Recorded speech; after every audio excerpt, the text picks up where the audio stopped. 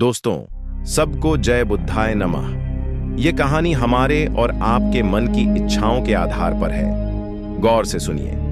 दोस्तों, क्या आपने कभी खुद से यह सवाल किया है कि अगर आपका मन आपका गुलाम बन जाए तो आप क्या नहीं कर सकते? क्या आपने कभी महसूस किया है कि आपकी जिंदगी में सबसे बड़ी लड़ाई बाहर की दुनिया से नहीं, आपके अपने मन से है? सुबह उठने का मन नहीं करता, कुछ नया सीखने का मन नहीं करता, बुरी आदतें छोड़ने का मन नहीं करता, गुस्सा आ जाता है, मन भटक जाता है, काम का मन नहीं करता और फिर दिन के अंत में पछतावा होता है कि आज भी खुद से हार गया। कभी सोचा है कि ऐसा क्यों होता है? इस वीडियो में हम उसी गहराई तक उतरेंगे जहां से यह सारा खेल शुरू होता है, आपके मन से। और बात बस समझने की नहीं है, बात है जागने की, सच को देखने की और अपने मन को साधने की। क्योंकि जिसने अपने मन को साध लिया उसने सारा संसार जीत लिया। गौतम बुद्ध ने कहा था, मन ही सब कुछ है, तुम जो सोचते हो वही बन जाते हो। अब जरा सोचिए, अगर आपका मन ही बार बार सोचता है कि मैं कमजोर हूं, मुझे नहीं आता, मेरा ध्यान नहीं लगता, तो वह सोच धीरे धीरे आपका सत्य बन जाती है। और यही है मन की सबसे बड़ी चाल। वो आपकी बनाई हुई आदतों, भावनाओं और यादों का गुलाम बन जाता है और आपको गुलाम बना देता है। मन एक बंदर की तरह है जो हर पल उछलता है, कभी भविष्य की चिंता में तो कभी अतीत के पछतावे में। आपके साथ भी होता है ना? आप कुछ करने बैठते हैं और अचानक मन कोई पुरानी बात याद दिला देता है, कोई दुख, कोई गलती, कोई डर, और फिर आप वहीं अटक जाते हैं। कुछ करते ही नहीं, आपका शरीर वहीं बैठा होता है, पर मन कहाँ होता है कोई नहीं जानता। अब जरा सोचिए, यह वही मन है जो आपको महान बना सकता है अगर आप इसे समझ लें, इसे दिशा दे दें। क्योंकि मन खुद नहीं जानता कि क्या अच्छा है क्या बुरा है, वह तो बस जिस चीज को आप बार बार दोहराते हो उसी को सच मान लेता है। अगर आप हर रोज खुद से कहते हो, मैं कुछ नहीं कर सकता, मेरा मन नहीं लगता, मेरी किस्मत खराब है, तो मन वही दोहराएगा, वही परोसता रहेगा और आप उसी में डूबते जाओगे। पर अब वक्त आ गया है कि आप इस मन को पहचानो, इसका व्यवहार समझो, इसकी चालाकी पकड़ो और इसे खुद के अधीन करो। मनोविज्ञान कहता है कि हमारे 95% निर्णय हमारे अवचेतन मन से लिए जाते हैं। यानी हम जो सोचते हैं, जो महसूस करते हैं, उसका बड़ा हिस्सा हमें पता भी नहीं चलता और फिर भी वही हमारे जीवन की दिशा तय करता है। यानी अगर आपने अपने मन को सही प्रशिक्षण नहीं दिया तो वह बिना आपकी मर्जी के आपको वहां ले जाएगा जहां आप कभी नहीं जाना चाहते थे। अब एक बात ध्यान से समझो, अगर आपका मन ही नियंत्रण में नहीं है तो दुनिया का कोई लक्ष्य, कोई रिश्ता, कोई सफलता आपको संतोष नहीं दे सकती। क्योंकि उस सब को जीने के लिए सबसे पहले जिस चीज की जरूरत है वो है मन की स्थिरता। आधुनिक विज्ञान भी यही कहता है, दिमाग की वायरिंग और फायरिंग, यानी आप जैसे सोचते हो वैसे ही आप बनने लगते हो। हर बार जब आप नकारात्मक सोचते हो, आपका दिमाग उसी सोच की आदत डाल लेता है और यही आपकी आइडेंटिटी बन जाती है। अब जरा रुकिए और सोचिए, क्या आप वाकई अपने मन के मालिक हैं या फिर आपका मन ही आपको चला रहा है? यही है वह सवाल जो इस वीडियो की शुरुआत है। क्योंकि जब तक आप इस सवाल का जवाब खुद नहीं ढूंढोगे, तब तक कोई बाहरी ज्ञान, कोई मोटिवेशन, कोई तरीका काम नहीं करेगा। इस वीडियो में हम आपके सामने वो रहस्य खोलने वाले हैं जिसके बाद आप जानोगे कि मन को जीतना क्या होता है और कैसे हर आम इंसान अपने मन की शक्ति को जागृत कर सकता है। और याद रखिए, मन को जीतना कोई एक दिन का काम नहीं है, यह एक अभ्यास है, एक यात्रा है, एक युद्ध है जो हर दिन लड़ा जाता है। लेकिन अगर आप इस युद्ध को समझ लें तो जीत पक्की है। अब हम उस बिंदु पर पहुंच चुके हैं जहां से असली सफर शुरू होगा। इस सफर में हम जानेंगे मन को कंट्रोल करने की 5 सबसे शक्तिशाली विधियां जो न केवल आपके विचारों को बदलेंगी बल्कि आपके जीवन की दिशा ही मोड़ सकती है। तो बने रहिए इस वीडियो के साथ, क्योंकि अब जो आएगा वो सिर्फ जानकारी नहीं, जागृति है। पहली विधि, सकारात्मक आत्मवार्ता, पॉजिटिव सेल्फ टॉक। क्या आपने कभी अपने आप से कहा है, मुझसे नहीं होगा, स्विंगल, मैं हमेशा गलती करता हूं, जेरेनियम मेरे बस की बात नहीं है? अगर हाँ, तो आज इस वीडियो को पूरा देखना आपके जीवन की दिशा को बदल सकता है। क्योंकि जिस व्यक्ति से आप सबसे ज्यादा बातें करते हैं वह कोई और नहीं, आप खुद हैं। और यही बातचीत आपके भविष्य की दिशा तय करती है। हमारा मन जो सोचता है वही हम बनते हैं। ये बात सिर्फ कोई मोटिवेशनल डायलॉग नहीं है, यह विज्ञान भी कहता है और ब्रह्म ज्ञान भी। मन को कंट्रोल करने की पहली शक्तिशाली विधि है सकारात्मक आत्मवार्ता, यानी अपने आप से सकारात्मक बातें करना। यह कोई मामूली आदत नहीं, यह आपकी आत्मा से सीधा संवाद है।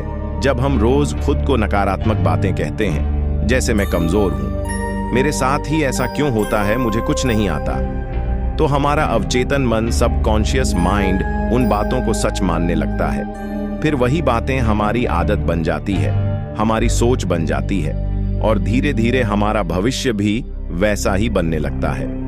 मनोविज्ञान कहता है कि हमारा अवचेतन मन हर उस बात को रिकॉर्ड करता है जो हम खुद से बार बार कहते हैं। इसलिए अगर आप खुद से बार बार बोलते हैं मैं हार जाऊंगा, तो आपकी सोच हारने वाली बन जाएगी। और अगर आप खुद से रोज बोले मैं कर सकता हूं, मैं सीख सकता हूं, मुझे खुद पर विश्वास है, तो आपका दिमाग उसी दिशा में काम करने लगेगा। सफलता की दिशा में इस आत्मवार्ता का असर केवल आपके आत्मविश्वास पर ही नहीं पड़ता, बल्कि यह आपके शरीर की ऊर्जा, आपके फैसले और आपकी दृष्टि तक को प्रभावित करता है। गौतम बुद्ध ने कहा था, मन ही सब कुछ है, जैसा तुम सोचते हो वैसे ही बन जाते हो। उनकी यह बात आज के विज्ञान से भी मेल खाती है। पॉजिटिव सेल्फ टॉक हमारे न्यूरॉन्स को नए रास्ते बनाने पर मजबूर करती है। यानी जब आप बार बार खुद से अच्छा बोलते हैं, तो आपका दिमाग नई संभावनाओं के लिए खुलने लगता है। अब सवाल उठता है, ये सकारात्मक आत्मवार्ता करनी कैसे है? सबसे पहले हर सुबह उठते ही अपने आप से एक बात जरूर कहिए, मैं आज पहले से बेहतर हूं और हर दिन आगे बढ़ रहा हूं। ये छोटे छोटे वाक्य आपके दिन की दिशा तय करते हैं। दूसरा, जब भी कोई काम मुश्किल लगे तो खुद से यह मत कहो कि मुझसे नहीं होगा, बल्कि कहो यह चुनौती है और मैं इसे सीखने का मौका मानता हूं। इस सोच से आपका डर छंटने लगता है। तीसरा, अगर आप किसी गलती को लेकर खुद को कोसते हो, तो उसी समय खुद से कहो मैं सीखने वाला हूं, गलती मेरी पहचान नहीं है। यह आत्म स्वीकृति आपके मन को बोझ से मुक्त करती है। दुनिया में कोई भी सफलता तब तक नहीं आती जब तक आप खुद पर विश्वास करना नहीं सीखते, और यह विश्वास तब पैदा होता है जब आप खुद से बात करना शुरू करते हैं सकारात्मक ढंग से। अब यहाँ एक बात और समझना बेहद जरूरी है। सकारात्मक आत्मवार्ता का मतलब यह नहीं कि आप हर हाल में खुद से झूठ बोलें, बल्कि इसका अर्थ है अपने अंदर की सच्चाई को देखना, समझना और उसे उन्नत दिशा में मोड़ना। अगर आप किसी कमजोरी को पहचानते हैं, तो खुद से कहिए, हाँ यह मेरी कमी है, लेकिन मैं इसे सुधार सकता हूं। बस यही सोच आपको हर दिन एक नए स्तर पर ले जाएगी। इस आदत को अपनाने के लिए आप एक छोटा सा अभ्यास कर सकते हैं। रोज रात को सोने से पहले अपने आप से 3 सकारात्मक बातें बोलिए, जैसे आज मैंने खुद पर काम किया, मैं आगे बढ़ रहा हूं, मुझे खुद से प्यार है। यह बातें छोटी लगती हैं, लेकिन यही छोटी बातें आपके अंदर की जंग को जीतने में मदद करती हैं। बुद्ध कहते हैं, खुशी हमारे अपने विचारों पर निर्भर करती है। तो अगर आपके विचार आपके खुद के बारे में नकारात्मक होंगे, तो आपके जीवन का हर कोना दुखी लगेगा। लेकिन अगर आप अपने अंदर सकारात्मक ऊर्जा भरते हो, तो मुश्किलें भी साधारण लगने लगती हैं। अब ध्यान दीजिए, यह तो सिर्फ पहली विधि थी। मन को नियंत्रित करने की शुरुआत इस यात्रा में आगे और भी गहराई है। और अब हम प्रवेश करेंगे दूसरी विधि में, जो आपके मन को स्थिरता और गहराई प्रदान करेगी, ताकि आप न केवल सोएं सकारात्मक, बल्कि महसूस करें आत्मिक शक्ति।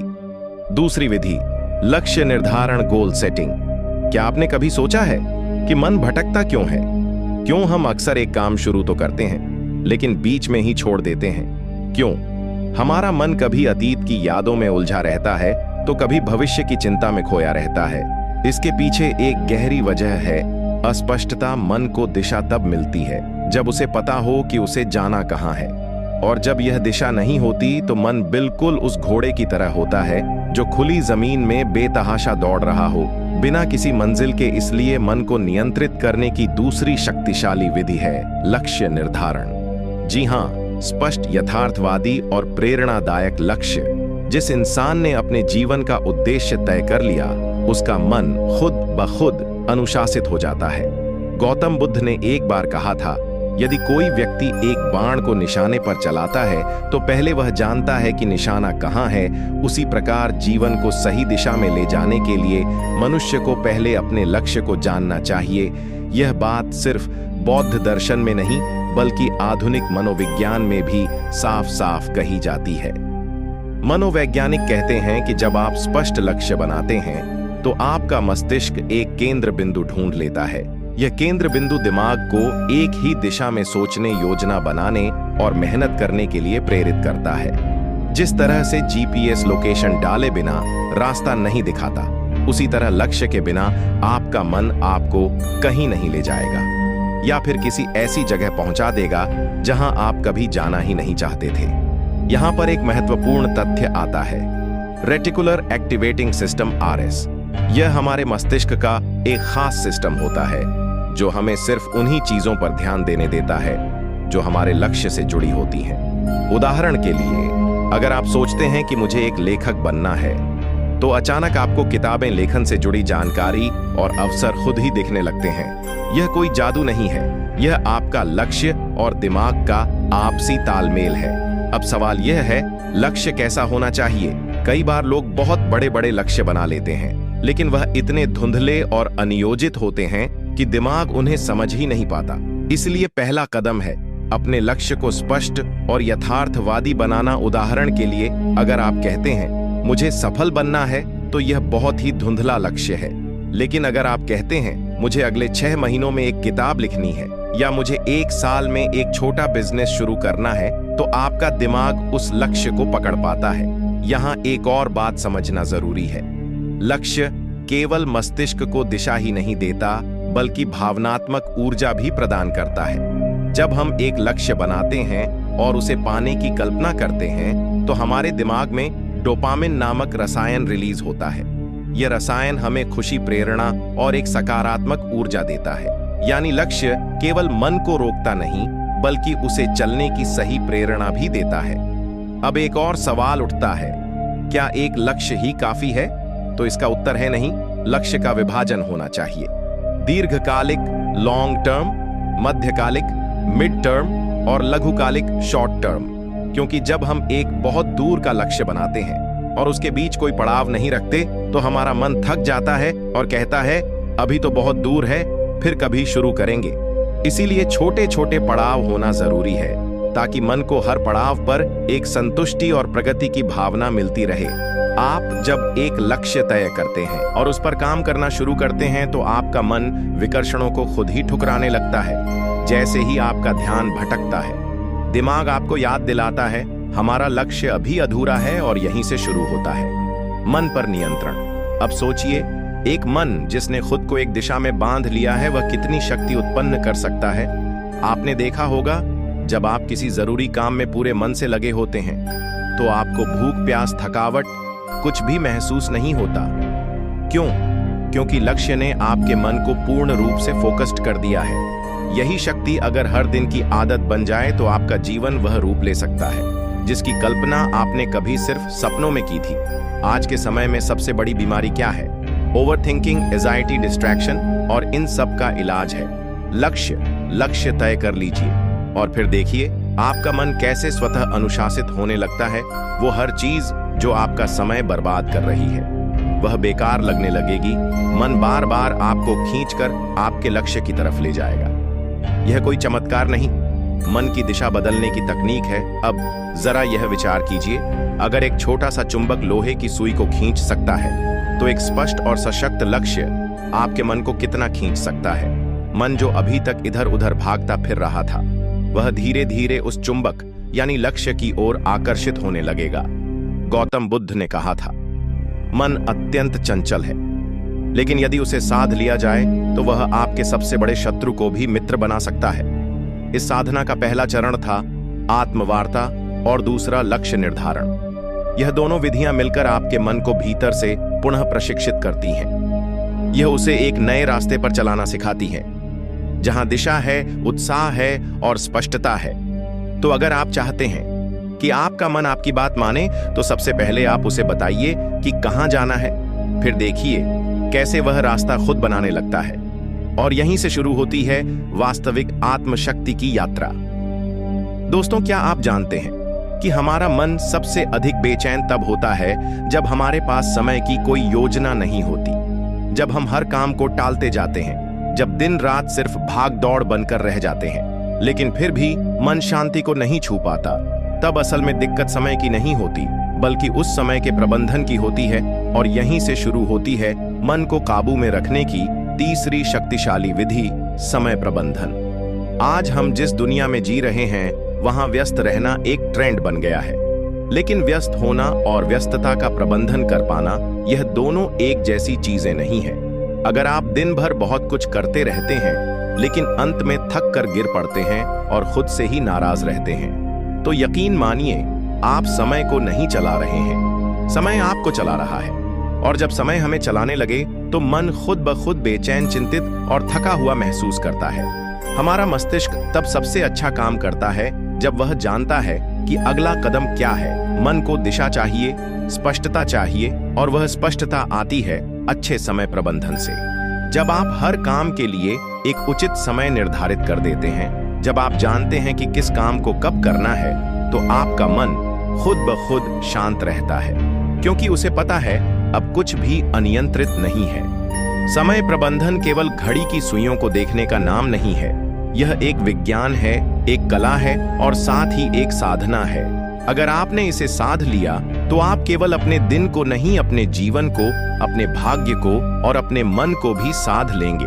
आधुनिक मनोविज्ञान कहता है कि जब हम अपने दिन की योजना बनाते हैं और उसे फॉलो करते हैं तो हमारा ब्रेन डोपामिन नामक एक रसायन छोड़ता है जो हमें संतुष्टि और ऊर्जा का एहसास कराता है। यह वही रसायन है जो तब निकलता है जब हम कोई उपलब्धि प्राप्त करते हैं। यानी यदि आप हर सुबह अपनी दिनचर्या तय कर लेते हैं और दिन के अंत में उस पर टिके रहते हैं, तो आपका मस्तिष्क आपको एक सफल व्यक्ति की अनुभूति देता है, जिससे आत्मविश्वास बढ़ता है, चिंता घटती है और मन शांत होता है। अब बात करें ब्रह्म ज्ञान की, तो हमारे प्राचीन ग्रंथों में भी समय को सबसे बड़ा गुरु माना गया है।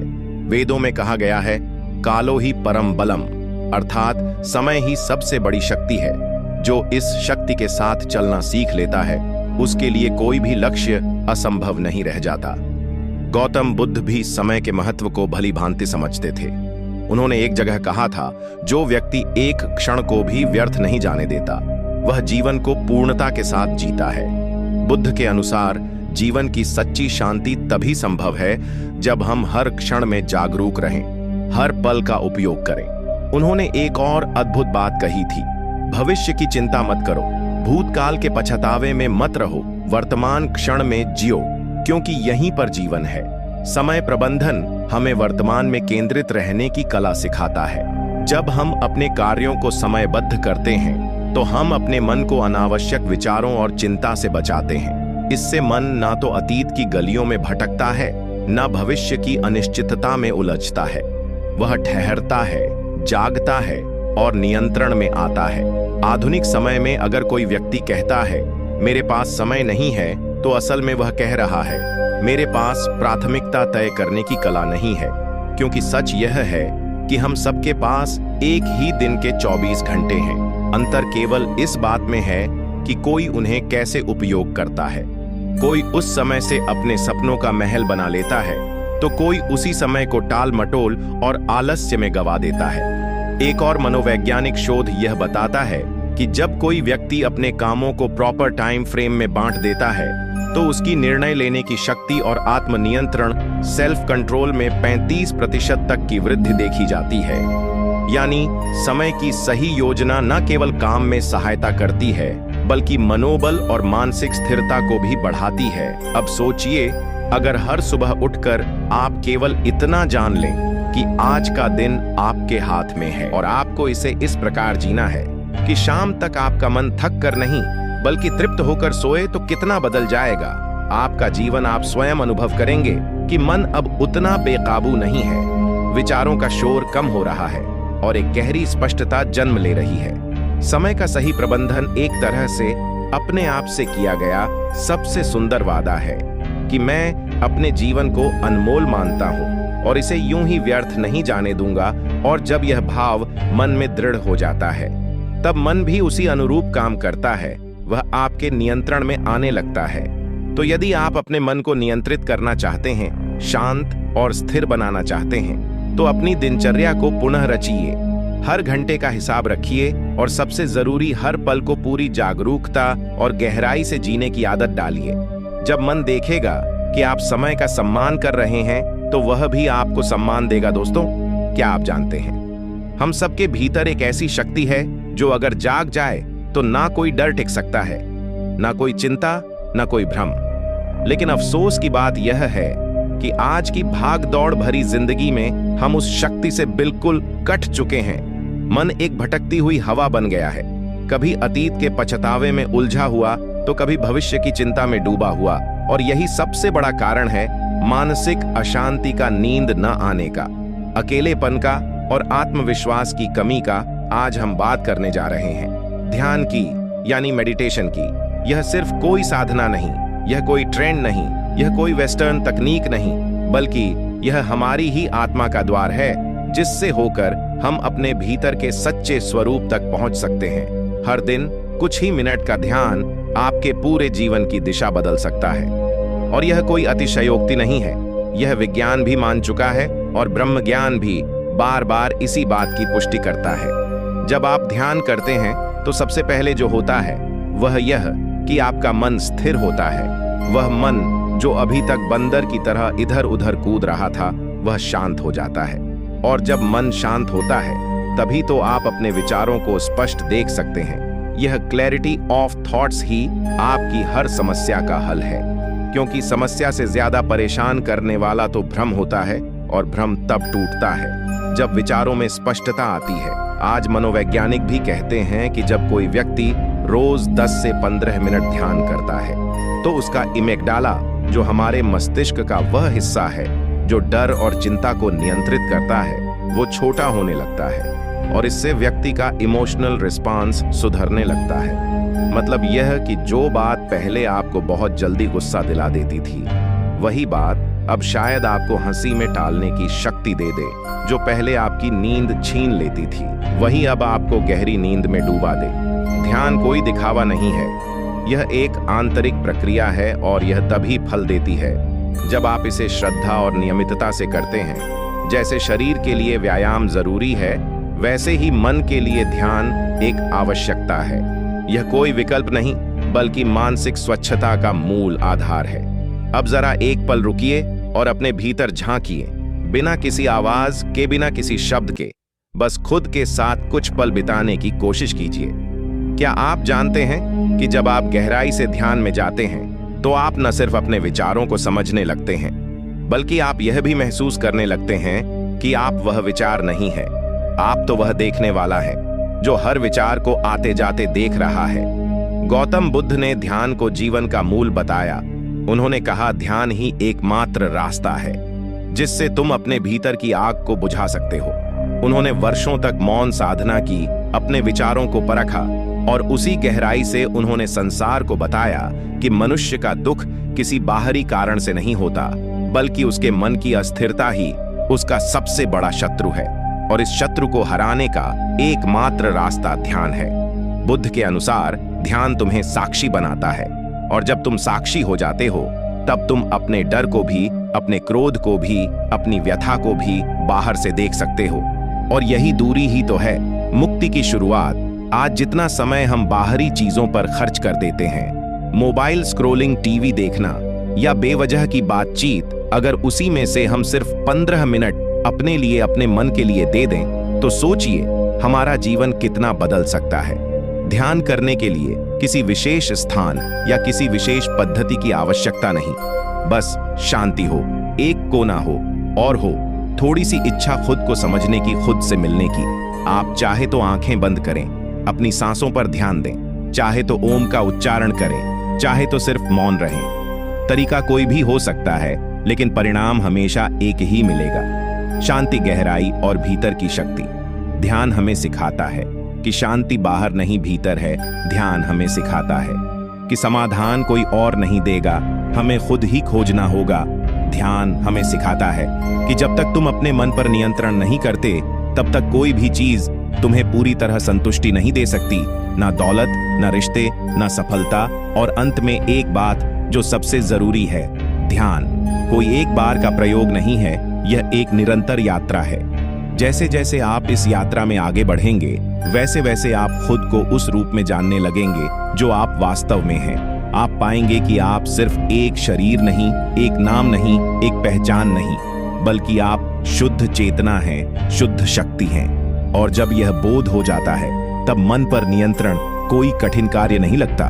तब चिंता मिट जाती है, तब डर भाग जाता है, तब भीतर से आवाज आती है, अब तू मुक्त है। और ठीक यहीं से हमारी अगली विधि की शुरुआत होती है, जो इस शुद्ध चेतना को और अधिक गहराई से पहचानने की ओर हमें ले जाएगी। जब जीवन की आपाधापी हमें थका देती है, जब विचारों का शोर इतना बढ़ जाता है कि अपने ही मन की आवाज सुनना मुश्किल हो जाता है, तब हम अक्सर मानसिक शांति की तलाश में भटकते हैं। हर कोई यही सोचता है, कैसे अपने मन को काबू में लाया जाए, कैसे इस बेचैनी से बाहर निकला जाए, कैसे अपने जीवन को फिर से संतुलित किया जाए। आज हम बात कर रहे हैं उसी खोज के अंतिम पड़ाव की, मन को कंट्रोल करने की 5 शक्तिशाली विधियों में से 5वीं विधि की, जो दिखने में सरल है, लेकिन इसके पीछे छुपी है अनंत शक्ति। यह विधि है शारीरिक व्यायाम, यानी रेगुलर फिजिकल एक्सरसाइज। अब आप सोचेंगे कि इसमें ऐसा क्या खास है?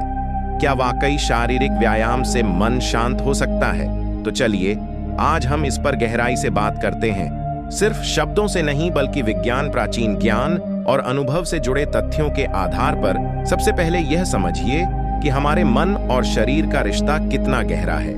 जब शरीर में कोई बदलाव होता है तो उसका सीधा असर मन पर पड़ता है, और जब मन में कुछ चलता है तो शरीर भी उसका असर झेलता है। इसीलिए अगर आप अपने मन को नियंत्रित करना चाहते हैं तो शरीर को अनदेखा नहीं कर सकते। आधुनिक विज्ञान कहता है कि जब हम व्यायाम करते हैं, चाहे वह तेज चलना हो, योग हो, दौड़ना हो या कोई खेल, तो हमारा मस्तिष्क एंडोर्फिन्स नामक रसायन छोड़ता है, जिसे फील गुड हार्मोन्स कहा जाता है। यह वही रसायन है जो हमें सुकून देता है, तनाव को कम करता है और मन को स्थिर करता है। यही कारण है कि जो लोग रोजाना व्यायाम करते हैं, वे मानसिक रूप से ज्यादा स्थिर, शांत और सकारात्मक बने रहते हैं। अब अगर हम प्राचीन ब्रह्म ज्ञान की ओर देखें तो वेदों और उपनिषदों में भी कहा गया है, शरीर माध्यम खलु धर्म साधनम, अर्थात यह शरीर ही धर्म पालन का पहला साधन है। जब शरीर स्वस्थ होगा तभी मन भी अनुशासित होगा और जीवन का लक्ष्य प्राप्त कर पाना संभव होगा। गौतम बुद्ध के जीवन में भी इसका विशेष महत्व देखने को मिलता है। बुद्ध ने अपने शिष्यों को केवल ध्यान और उपदेश ही नहीं दिए, बल्कि उन्हें नियमित रूप से चलने, शरीर को सक्रिय रखने और अपने शरीर के साथ अपने मन का भी ध्यान रखने की शिक्षा दी। जीवन में मध्य मार्ग अपनाओ, यह बुद्ध का सबसे बड़ा संदेश था। ना तो शरीर को इतना थकाओ कि वह टूट जाए, और ना ही उसे इतना आराम दो कि वह जड़ हो जाए। संतुलन ही असली साधना है। ध्यान दीजिए, जब आप थके हुए होते हैं, तनाव में होते हैं या क्रोध में होते हैं, तो आपका शरीर कैसा हो जाता है? आपकी सांसें तेज चलने लगती हैं, मांसपेशियां कस जाती हैं, नींद उड़ जाती है और पेट में गड़बड़ी होने लगती है। यह सब शरीर के अंदर का संकेत है कि मन ठीक नहीं चल रहा। लेकिन जैसे ही आप व्यायाम करते हैं, श्वास गहरी होती है, शरीर में ऊर्जा दौड़ती है, नींद सुधरती है और मन हल्का लगने लगता है। इसका एक और गहरा पक्ष है जो बहुत कम लोग समझते हैं। जब आप व्यायाम करते हैं तो आप अपने शरीर से जुड़ते हैं। उस क्षण आप वर्तमान में होते हैं, अभी और यही है being in the present moment, जो कि ध्यान का सबसे मूल सिद्धांत है। और जब आप इस तरह से हर दिन अपने शरीर के साथ उपस्थित रहते हैं, तो धीरे धीरे आपका मन भी आपके नियंत्रण में आना शुरू करता है। व्यायाम का मतलब सिर्फ जिम जाना या भारी वजन उठाना नहीं है। यह तो आपकी दिनचर्या का एक हिस्सा बन सकता है, जैसे सुबह की सैर, सूर्य नमस्कार, प्राचीन योगासनों का अभ्यास, या यहाँ तक कि खेतों में काम करना भी एक तरह का व्यायाम है। सवाल यह नहीं है कि आप क्या करते हैं, सवाल यह है कि आप कितनी नियमितता से करते हैं और कितनी श्रद्धा से करते हैं। और एक बात हमेशा याद रखें, जब आप अपने शरीर को रोज सुधारते हैं तो आप अनजाने में अपने मन को भी एक नई मन को नियंत्रित करना कोई एक दिन का काम नहीं है। यह एक यात्रा है, आत्मज्ञान की, अनुशासन की और अपने भीतर की शक्ति को पहचानने की। जब आप अपने मन को समझना शुरू करते हैं, उसे दिशा देना सीखते हैं, तो आप खुद महसूस करेंगे कि जीवन में कितनी शांति, स्पष्टता और ऊर्जा आ गई है। आज से ही छोटी शुरुआत करें, ध्यान करें, अपनी सांसों पर ध्यान दें, अपने विचारों को देखें और हर दिन खुद से जुड़ने का प्रयास करें। एक दिन, 2 दिन, 1 हफ्ता और धीरे धीरे आप अपने भीतर के उस मौन को महसूस करेंगे जो अब तक बाहर की दुनिया के शोर में खो गया था। और याद रखिए, मन पर विजय ही जीवन की सबसे बड़ी जीत होती है। अगर आपको यह वीडियो पसंद आया हो, अगर आपको इससे कुछ सीखने को मिला हो, अगर इन बातों ने आपके मन को छुआ हो, तो कृपया इस वीडियो को लाइक करें, अपने दोस्तों और परिवार के साथ शेयर करें और हमारे गोलू बुद्धा चैनल को सब्सक्राइब करें। आपका एक सब्सक्राइब हमें प्रेरणा देता है कि हम आपके लिए और भी गहरा और भी सार्थक ज्ञान लेकर आए। दोस्तों, आप सभी को जय बुद्धाय नमः।